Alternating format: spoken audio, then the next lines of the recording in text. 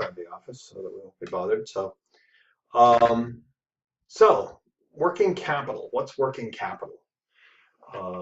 It is the thing that you have to have in order to work, basically. It's defined as current assets minus current liabilities, and it's generally a non-earning asset. So the less working capital I need, the better off I am. So if I can minimize my need for working capital, I can use my capital for long-term investments that have returns, whereas working capital generally doesn't have a return. It's necessary, I have to have it, but it doesn't provide a return, so I want to have as little of it or need as little of it as possible. So if we have extra cash, part of the working capital asset on the asset side, we want to invest it to earn a return, which may take it out of the working capital area and put it into a long-term asset, or it may just be a temporary temporary parking spot for the cash to earn some return. Inventory management is an essential part of managing working capital. If I am efficient at managing inventory, then I have much less money tied up in inventory. And inventory doesn't make me money. I need inventory to make sales, but the inventory itself is it actually uses money. It costs money to hold inventory. So we want to hold as little inventory as possible while still meeting our customers' needs. Accounts receivable, another asset that we really don't make any money with, but it's necessary. So when we sell something to a customer on credit, the time between when we make the sale and the time we receive the money, the actual cash from the customer, is our accounts receivable. Anything we can do to shorten that time period means that between the time we make the sale and the time we collect the money means that we need less money invested in accounts receivable. So we would like that to be as short as possible, but obviously we like inventory. We need inventory to make sales. We need to offer credit in order to make sales as well. Our customers are going to perhaps buy more with longer terms. So we want to shorten that, but it's always a balance between shortening receivables and hurting sales. So we have to balance those two things. And then payables is the opposite. We want to take as long as possible to pay our suppliers. We want to use our suppliers' money, which is free money, generally speaking. Doesn't cost me anything. I want to use their money as long and for as long as I can before I have to pay them. The ultimate in accounts payable management is that I buy something and I've already collected the money from my customers, sold it and collected the money from my customers before I have to pay my suppliers. That means that I don't have any money invested in inventory because I'm getting my suppliers to finance my inventory. And if I get paid before I have, if I don't have to pay for it before I receive my receivables, then I don't have to finance my receivables. So that's a magic place. It's hard to get there. Some companies do. You may have in one of your classes heard about Dell and their cash flow management, which they basically collect the money before they spend the money. And I'm not going to go into that here, but that's a cash positive cash flow process. And different example, somebody like Walmart is very adept at making their suppliers wait. So they negotiate longer payables terms, and because they have market power, their suppliers are often willing to give them longer payable terms, which means that oftentimes the goods are sold from their shelves before they have to pay for them. Okay, short-term resources, cash, marketable securities, which we'll define in a second, accounts receivable, and inventory. These are things I need to have that are short-term and they're assets. So let's go through those one by one. So cash, you have to have cash to meet ordinary business expenses. Cash does not earn anything. Cash is an asset that sits there, doesn't earn anything. And having the ability, having a safety reserve, a cash reserve in the event of some unexpected or extraordinary event is often important. So what do I need to meet my ordinary business activities, and what level of safety do I need beyond that? And then the rest of my cash can be at least put into marketable securities. And marketable securities are, if it goes there, no, I don't think I go to marketable securities. So I'm going to just define marketable securities for you. Marketable securities are defined for accounting purposes as securities that will mature within 3 months. Generally, those are going to be short-term investments that return something. And at some point, we'll have a list of those. I don't see it on the next slide, but it's coming soon. So we'll talk about that at that point. When I go to marketable securities, I lose liquidity. I mean, if these short-term marketable securities mature within 3 months, that means they're not cash right now. I can't write a check against them. I have to sell them and or wait for them to mature before I have access to the cash. So therefore, there's a little bit more risk involved. I'm lending the money to somebody else in order to earn a return.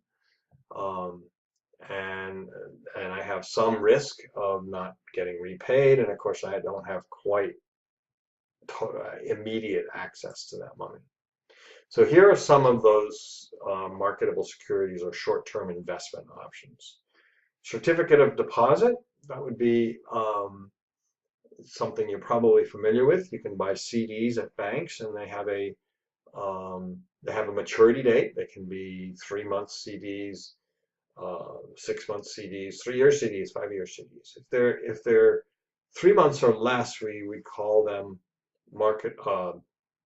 If they're 1 year or less, we would call them marketable securities, and they would be able to earn income and be very safe because they're federally insured and they're with the bank. And we would earn some money on our free cash. Other kinds of marketable securities, treasury bills are another kind of marketable security, short-term corporate borrowing, which is called commercial paper. You see that down at the bottom there. Those are also marketable securities. Commercial paper is how larger companies borrow from each other and lend to each other. The commercial paper market is a huge market. Trillions of dollars are exchanged every day. And sometimes commercial paper transactions are for as few as 3 or 4 days. So if I'm, let's say Ford Motor Company, and I have some extra cash on a Friday, I may buy commercial paper from some other company. In other words, lend money to another company, and just for the weekend. So I invest my money over the weekend because that other company needed cash over the weekend. And vice versa, if I'm IBM and I have to make a payroll and I don't have enough cash right now, I might borrow money from another company and might borrow it for a very short term because I know I have a lot of money coming in next week. So commercial paper market can be very short term, or it can be as long as a year. So lots of different kinds of commercial paper.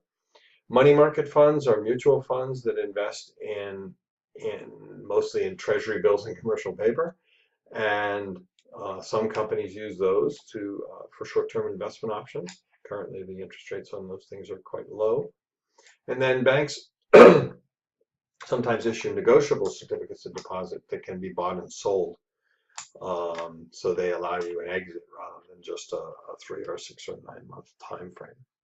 So those are kind of the kinds of things that the CFO of a company would do if they have extra cash beyond. If we go back here, cash beyond that necessary to meet ordinary business activities, and that we don't expect to have to access quite quickly.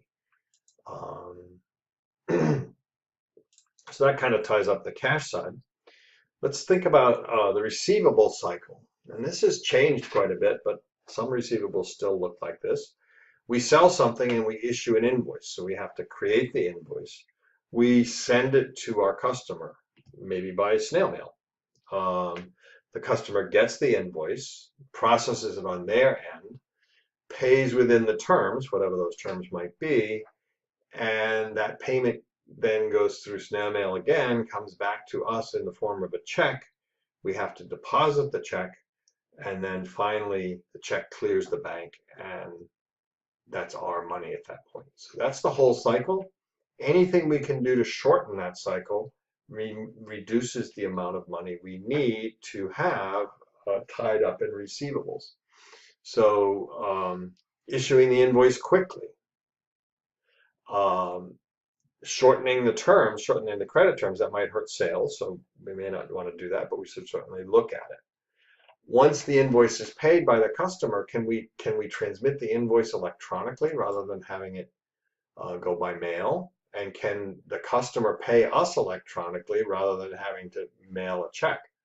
So that's an advantage. So if we get the customer to pay us electronically, then we get our payment quicker. We don't, at that point, we don't have to deposit it because it's being electronically transferred right into our bank. And generally speaking, with electronic transfers, there's no time period for that to clear. So electronic works, but the customer may not want to do that. So how do I get around that? Well, you don't. Customer, the whole idea of this is that you want to sell things, and you're trying to do that with your customers' support, and it's always a trade-off. So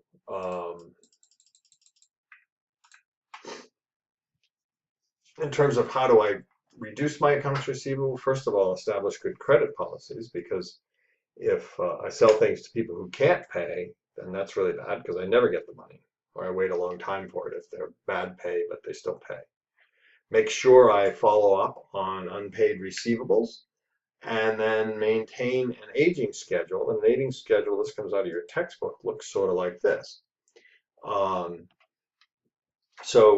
Here we've got a kind of a morbid company called Coffin Corporation that's selling coffins apparently to undertakers. And what this shows you is this is how much the total that is owed from each of these companies is. Let's go over here. So In Your Time of Need has a total outstanding amount owed to Coffin Corp of $1,114,000. 861 of that is 1 to 30 days old. So that's pretty current. Another 223,000 is already over 30 days old. And then 27,000 is over 60 days old. And then there's a small amount over 90 days old. Small amounts on tables like this, like the 4,500, the 2,760, and the 2,222, are generally disputes. So those are, I got the coffin, In Your Time of Need got this coffin, and it wasn't the color I ordered, so I'm not going to pay for it. Or it had a scratch, and I don't want to pay for it. Or we didn't think the workmanship on this one was that good, we don't want to pay for it. So those are usually disputes, and they get resolved, but it takes a long time to resolve them, so they sit out there. But these amounts here, these aren't disputes, these are just slow pay. Same thing for independent homes, but not so much for Undertakers of America. They have some slow pay to 31 days, but not much out there beyond 31 days. So you need to keep tabs on this, and when somebody starts to get slow, like maybe this guy, do we want to sell him $8 million of stuff if he still owes us $1.6 million that that's overdue? I don't know.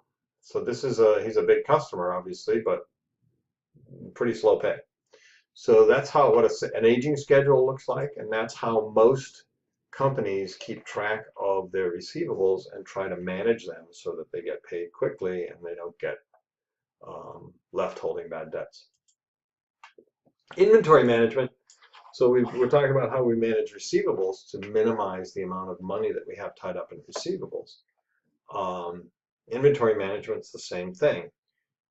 We need enough inventory to service our customers, but if we have too much inventory, it's definitely a drag. We have to finance that. And when we have inventory, we have a lot of costs associated with holding inventory. So we have the money, physical money that's invested in inventory. The more inventory we have, the more likely some of it is going to become obsolescent or um, either expire because it's stale in the case of food, or beyond its sell-by date, if you will, or in the case of other things, be outmoded because something newer and better has come along. So the more we carry, the higher the risk of obsolescence. Obviously, we have to pay to store it, so quite expensive to store goods. We have to build new warehouses, have more people, all of that stuff. We have to insure it, which is also can be costly. And then finally, in most states, we have to pay a tax on it once a year based on the value at the end of the year. So there are things called personal property taxes that corporations are subject to. And those personal property taxes tax inventory as personal property. So if a company owns a lot of inventory on their year-end date, whatever that may be, they may have to pay state taxes on that. So there are lots of strategies to reduce that tax by moving goods out of states with high personal property taxes and so forth. But they're there, and you have to. The more inventory you have, generally, the more you're going to have to pay in personal property taxes. So these are all costs, and remember, inventory. You guys are all logistics students. Inventory is the primary thing that logistics people deal with. Supply chain people deal with getting inventory quickly, getting it where it needs to be when it needs to be there, and not having too much of it. So oftentimes logistics people are judged on inventory efficiency or inventory turnover. So inventory is the cost of the item that you're buying, plus the carrying costs, plus the cost that it costs, the cost of reordering. So the carrying cost is all those things like insurance and storage and so forth, obsolescence. But there's also a cost to write an order. So all of those costs together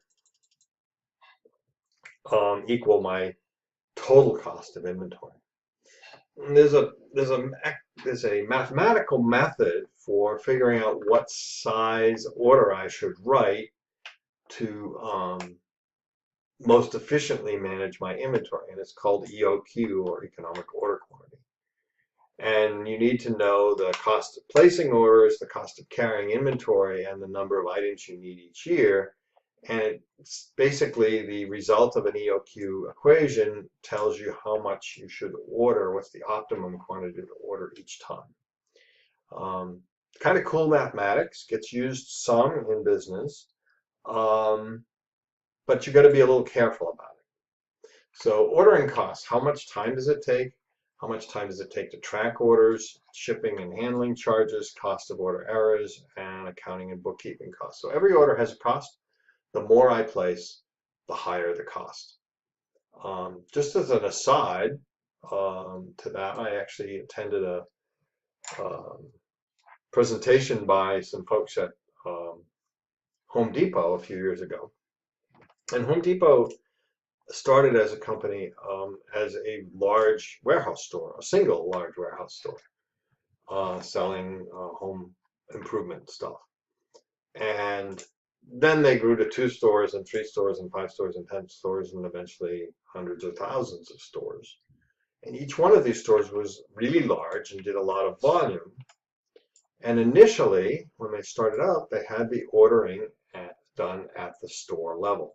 Made a lot of sense with 1 store. Probably made sense with 2 stores. May have made sense with 10 stores.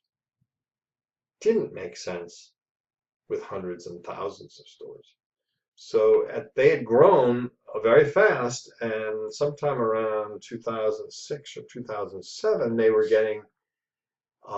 losing market share to Lowe's, and their profitability was falling dramatically, and they were really struggling. And part of the reason they were struggling is Home Depot, company-wide, was writing 50,000 purchase orders a day.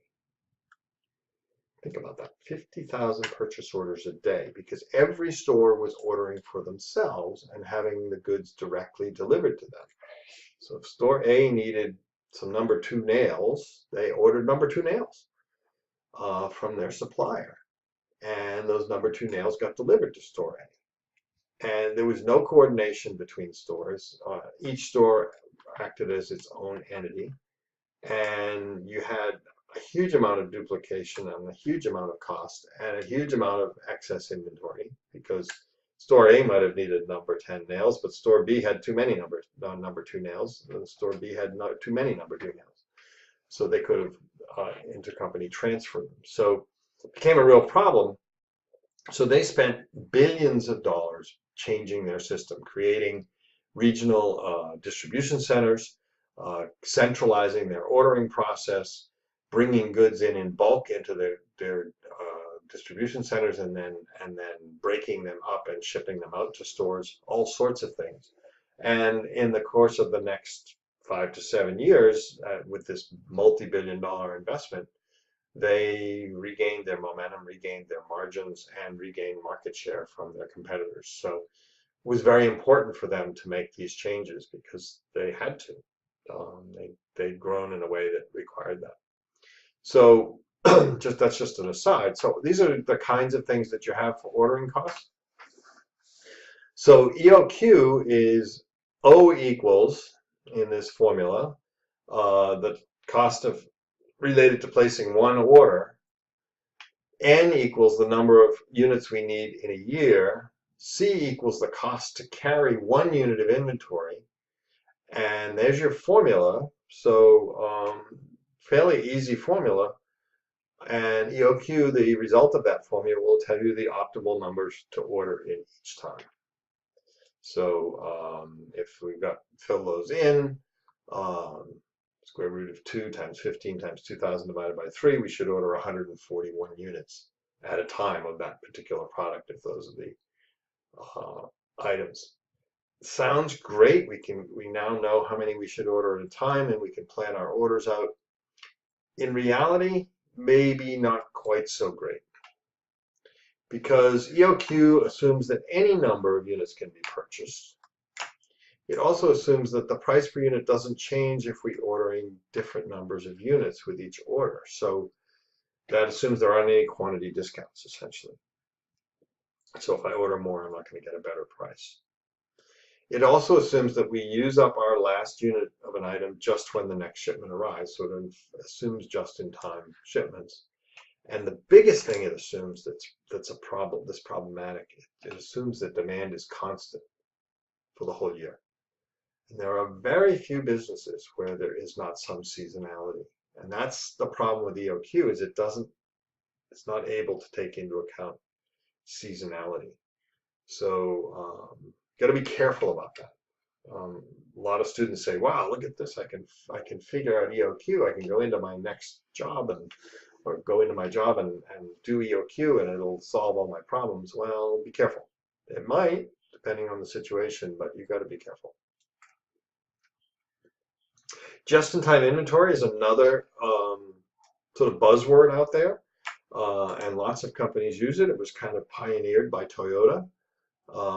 So we want the inventory to arrive just as it's needed for production, so I don't get anything early, and I don't have to store it, and it doesn't get damaged, and it doesn't get obsolete. It doesn't cost me money to store it and all of that stuff.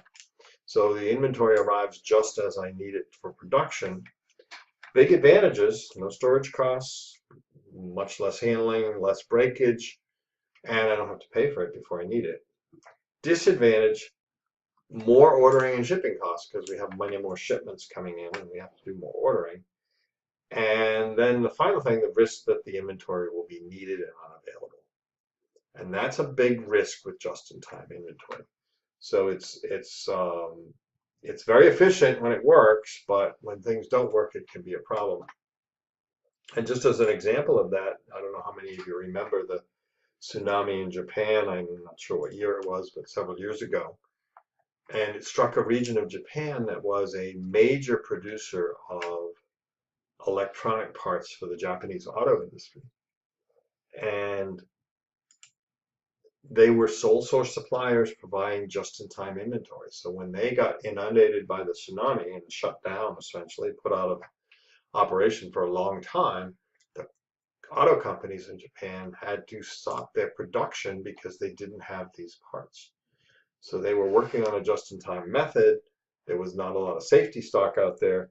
So when they couldn't get deliveries from these companies that had been devastated by the tsunami, they were unable to build the whole car. So for the lack of a few small electronic parts, the whole production line had to shut down. So it was very costly, and some of you may remember there was a shortage of cars at that point in time. That Japanese companies couldn't produce cars, at least from their Japanese production facilities, to serve the U.S. market and other markets. So, okay, so that covers the asset side through inventory, and now we're going to quickly go over the other side of working capital management, which is the liability side. And the kinds of things that you see in short-term obligations: accounts payable, payroll payable, notes payable, so that's short-term borrowed money, and taxes payable. The one that's most controllable for most companies is accounts payable, in terms of lengthening out the time that it takes to pay us. So accounts payable arise when we buy things and agree with the supplier that we'll pay for them later. It's generally free money. There's generally no charge or interest involved in accounts payable. So it's generally free.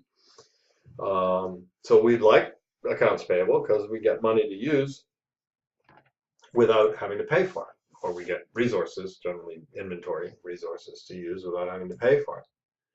There may be fees or interest if we're late in paying, and there's often a discount for early payment.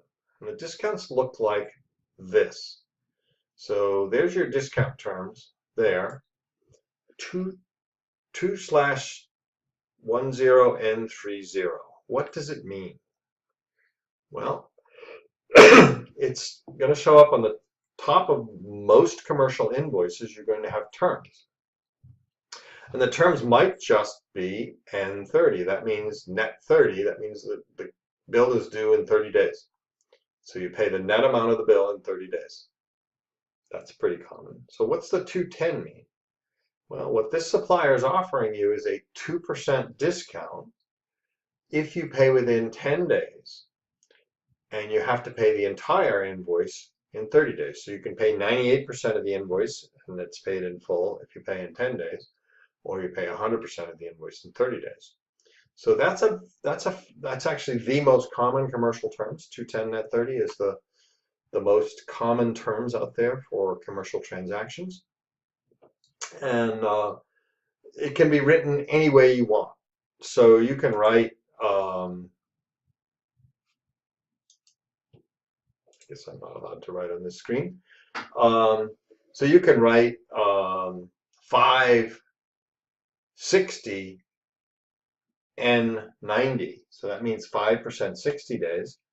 You can take a 5% discount if I pay it in 60 days, and I have to pay the full amount in 90 days. When I was in the ski industry, standard terms were 10/120 N160. So 10% discount if you pay on 120 days, and the net amount of the bill is due in 160 days. Those sound like pretty liberal terms, but all of the ski equipment in the US was imported mostly from Europe, almost all of it. And so the importers were bringing in bulk shipments in containers in August to serve their market, but the retailers didn't really want the goods until November. So the manufacturers, or the distributors, offered very attractive deals, 10% 120.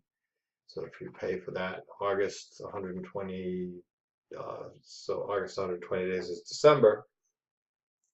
If you pay for it in December, you're going to get a 10% discount. But if you take it in August and pay for it in December, you're going to get a 10% discount. And in January, or in February, if you haven't paid for it in December, you're going to pay the full amount. So what were they doing? They were incentivizing people to pay in December. They were also incentivizing dealers to take goods early because better that the dealer stores it than the distributor stores it from the distributor standpoint. So, and why the 10% discount? Well, ski retailers are notoriously bad credit. And they usually have money at Christmas time because Christmas sales happen whether it snows or not. So holiday sales take place whether there's any snow or not. So the incentive for the retailer is, I want to pay this bill with a 10% discount and I'll let other people slide till later. And then the net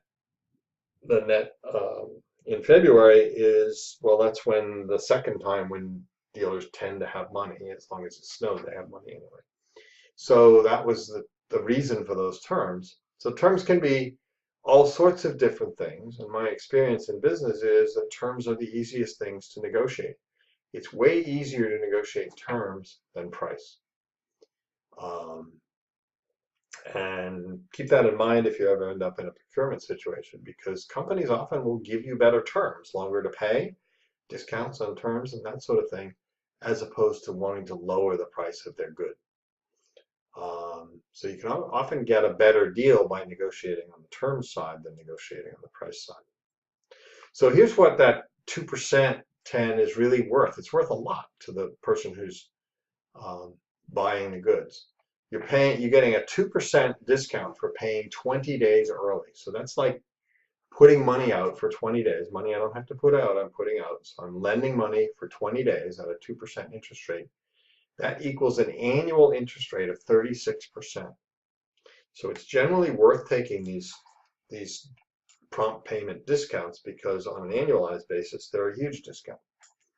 The way you calculate that 36%, if you take a 360-day year divided by 20, there are 18 20-day periods in a year, and 18 times 2% is 36%.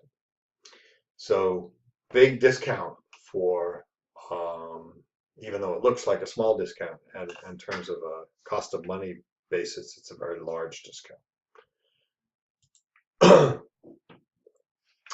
Finally, when you're doing working capital management, you have to have a good relationship with one or more banks. More banks is better than one, but at least one and not more.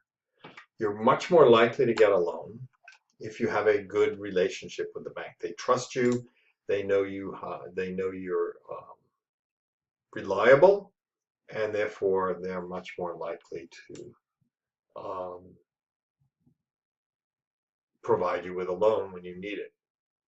Your bank needs to know that your organization has thought through its working capital situation. That's the number one thing that banks look for, because banks are lending short term for the most part, so they're providing working capital and they want to see how they're going to get their money back.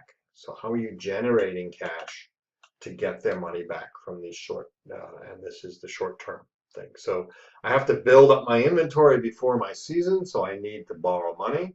But I'm going to sell my inventory and reduce my inventory as the season gets rolling, and I'll be able to pay the money back. That's a typical an inventory loan would be made with those assumptions.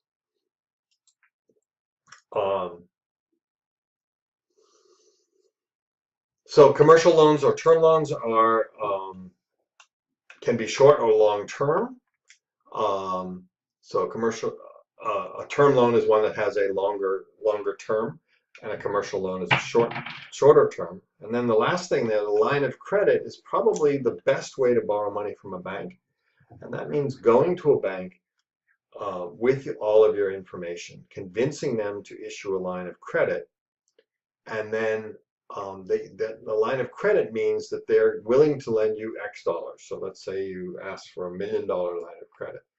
And what the bank is saying is you can borrow $1 million anytime in the next, usually year, when you need it, and you can pay it back when you don't need it.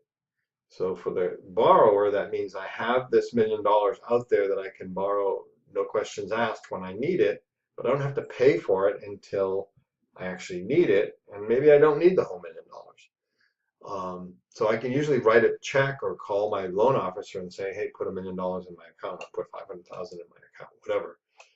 So the money is available, and ready to be borrowed.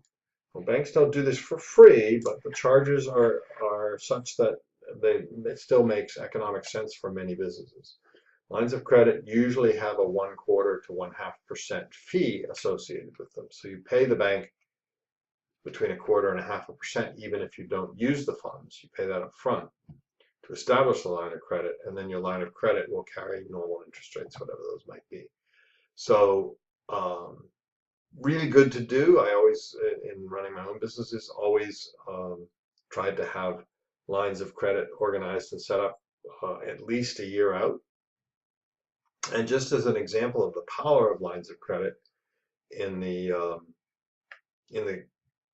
Great Recession that happened in 2008, 2009, 7, 8, 9, 2 of the 3 U.S. car companies went bankrupt. So General Motors and Chrysler each went bankrupt. Their shareholders essentially ended up with nothing, and their the creditors, the people who they owed money to, ended up owning the companies.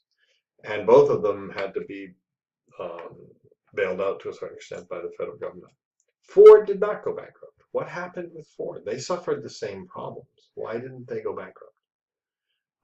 Demand for cars fell about in half in the middle of that recession. So when you're running a business that is terribly capital intensive and your sales or your demand falls in half, you generally can't sustain the business. Ford, about a year and a half before the crash, had gone out and secured $7 billion, $7 billion with a B, in lines of credit from a consortium of international banks. Whether they foresaw the downturn or whether they were just building a war chest so that they could acquire somebody or do something, I don't know. But they turned out to be very lucky because the market turned terrible. No bank would ever have made a loan to any auto company at that point in time, but they already had the line of credit, and the banks had to lend them the money because it was a contract. So they were able to draw on those lines of credit to sustain themselves through the downturn and then come out the other side whole. So they, because of their lines of credit, did not go bankrupt. So it wasn't because they didn't lose demand. It wasn't because their cars were better. It was because somebody had the foresight to sign up a huge amount of money in lines of credit before the crash. So that kind of wraps up our quick overview of working capital management. Couple of short questions after this lecture, and then we'll go on to a finance lecture, and then that finance lecture will also describe the short assignment you have. Thanks.